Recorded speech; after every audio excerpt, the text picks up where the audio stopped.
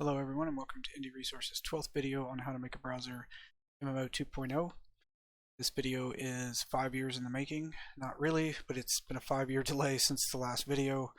So I kind of want to, for those of you that are watching this that didn't see the delay, that maybe watched it after that, just know this video is going to be a quick catch up, and there are going to be a little bit of changes because there's literally a 5-year delay between the two. And really what that's about is that I kind of learned a lot of other things, did a lot of different things, made other games and stuff, and then I've gotten a lot of responses about making another series or finishing series and everything else. And I really wanted to finish this series because I went back and I looked at all the code that we used even then, and basically where we got was with the login system. We got kind of the setup, basically the framework. All the libraries are still great. Everything still works. Even if I was to remake it, that's kind of what I would use today. The map system we're going to work on a little bit and kind of update it. We're going to add a new not really even a new technology. We're going to add some newer kind of stuff to it and kind of just bring this into the future a little bit. And I really wanted to build off that old kind of framework, and it's not even old, I just saying that one, and really finish this because I think we can go a long ways with this. We can add a lot of cool little mods and a lot of extra stuff to this and make this more of a game we'd play today. We're still going to keep it persistent browser. I'm going to keep it as true to that as possible. We are going to add a little bit of real-time movement and things like that in there to kind of try some ideas that might make it a little more fun and a little more kind of bring it to some of the gamers that are now playing on phones and things like that. But to kind of get started, just like I say in all the videos, make sure to head to Indie Resource. I would say the biggest difference is that if those of you that use Discord, we do have a Discord channel. You can go to this Discord invite, and this never expires. You can use that to go under our Discord. And we have a pretty simplistic Discord channel here, nothing too big. But if you need answers, questions or answers quicker than the forums, feel free to go there. I just like the forums because the data stays forever and it's easier to search for stuff like this, but feel free to use either or both. It really doesn't matter. Now to kind of go over where we're going to go after this 5 years of kind of this delay. I definitely want to, made a promise that I would finish this, so I'm definitely going to finish it.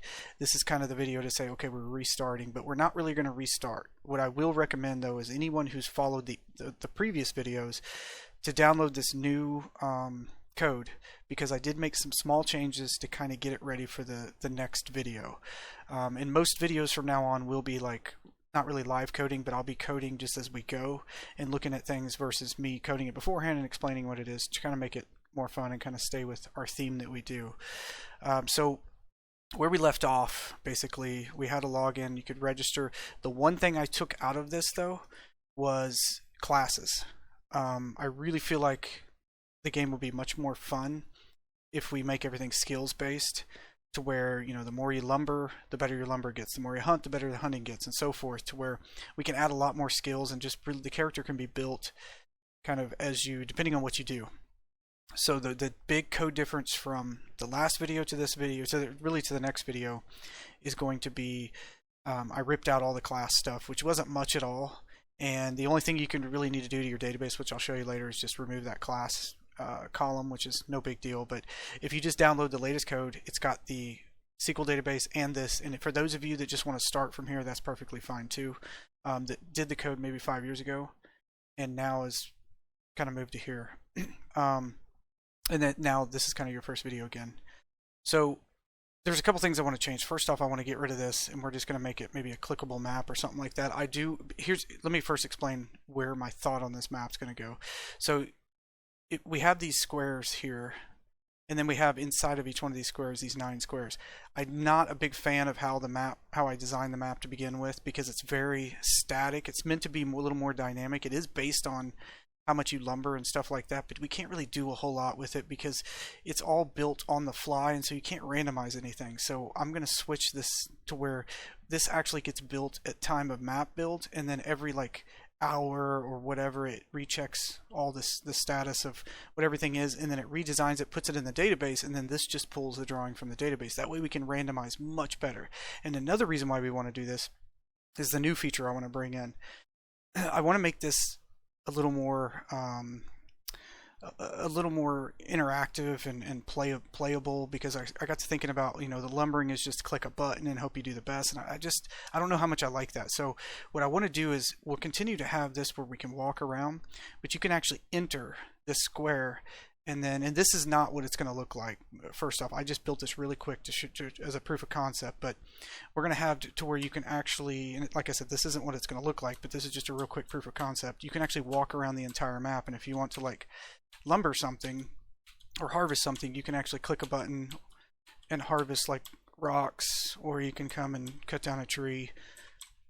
Like I said, we'll fix all of this stuff, but this kind of gives you an idea of where I want to go with it. So we'll make this map, of course, full screen and in this all really pretty and change the character and everything, but this is just proof of concept. So think about that.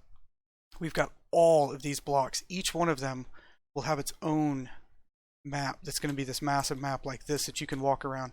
The neat thing about that is we can actually build houses. And you can actually build custom stores, houses that people can go in and visit each other's house, visit each other's stores. Are we going to do real-time player on map see each other? Probably not, because I don't want to go that real-time. I kind of want to keep it kind of a persistent base game. But I do want for the players to be able to, like, for instance, walk around. Somebody can actually build their house here. You can go into it, or maybe even a store and shop from that store. But also, they can cut down trees, and the trees will show cut down on other people's maps. So that kind of gives a little more of like you actually have to go out and lumber the wood. And so when you're here, you'll still see this change. But the cool thing is if somebody builds a house here, you'll see a house in one of these squares. If people start building, and then you can go in there and build your own house as well. And then you'll see like 2 houses here. And then as you start building, you'll start to see a city. And then eventually players will build their own cities just together, and then this place is completely player built.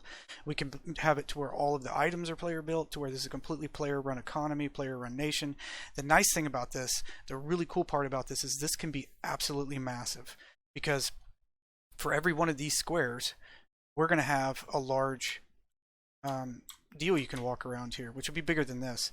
So you think about that, you're going to have one of those for every single one of these. There could be thousands of these, which means there could be thousands of these, which turns into really large, to where you can have a lot of players kind of doing their own thing, creating cities in places, creating their houses out here. How we're gonna really do that will come later, and how we're gonna decide. Does it cost money? Does it cost wood, rock? You know, I think that's what we'll do. And then at the same time, we can kind of figure out combat, and maybe things can attack your house but it's not protected and things like that. We'll figure all that out later, but that's kind of where I want to take this as a new start. Like I said, if you're just starting this and you didn't see the gap, you're gonna just see this is where we're kind of going to go with this. Is a really cool kind of MMO persistent game that anybody can play. We'll make it work on the phone as best we can, and then we're going to clean a little bit of this up too and really have a lot of fun with it. But this is kind of the video just to overshoot what's happened the last 5 years. We are going to finish it. We're going to add a ton of features, a ton of really fun stuff to it, make it a lot of things you can do and craft and create and things like that.